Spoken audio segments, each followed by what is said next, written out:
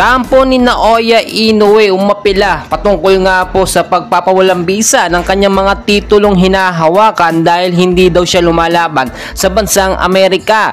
And bago natin yan pag-usapan, kaibigan, please kung hindi ka pa nakasubscribe, pasubscribe naman and pahit ng notification bell. Maraming salamat po mga kaibigan. Protesta ang nangyari ngayon dito nga po sa kampo ni Naoya Inoue sa bansang Japan dahil nga po sa sapilitang sasawalang bisa o pagkuha ng mga titulo ni Naoya Inoue dahil hindi nga daw po ito lumalaban sa bansang Amerika.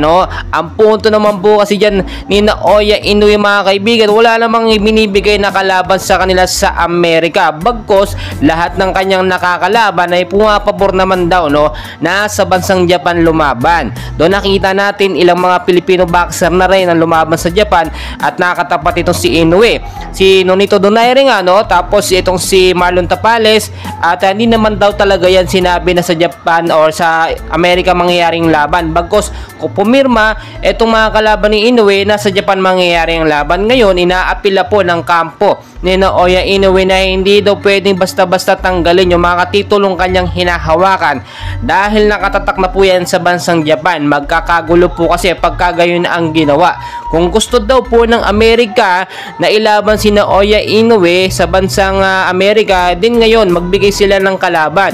Ito po kasi si Luis Nery, alam naman natin naka-line up yan sa bansang Japan na lumaban, at dahil nga suspension at nagkaroon ng positibo sa anti-doping test ito si Luis Nery, hindi pa ito makakalaban agad-agad dito kay Naoya Inoue dahil for sure sa Japan mangyayaring laban. Ibang boksingero daw ang ilatag nitong si Bob Arum, yung Amerikano, para masigurado na sa Amerika mangyayari yung laban.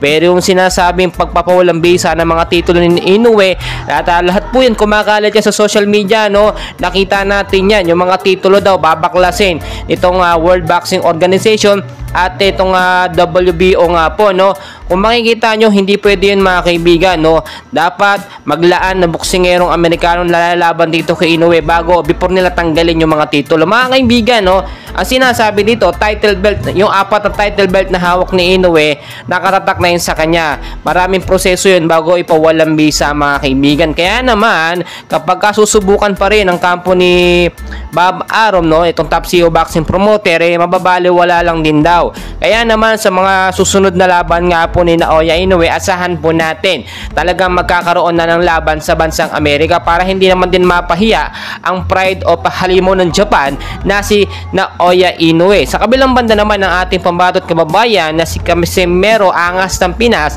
ay naghahanda na rin ngayon sa kanyang makakalaban ngayon 2024. Isang boksingero lamang po ang kanyang makakalaban. Ito nga yung sinasabi natin na baka siya yung pumalit dito kay Luis Nery in case magkaroon ng problema at hindi talaga makalaban sa Mayo as a Ace 2024. Itong si Luis Nery, agad-agad dyan ipapalit si Casimero Angas ng Pinas. Mga kaibigan, napakarami pa nating kaganapan na dapat malaman. So dyan lang kayo, and please huwag kalimutan mag-like and subscribe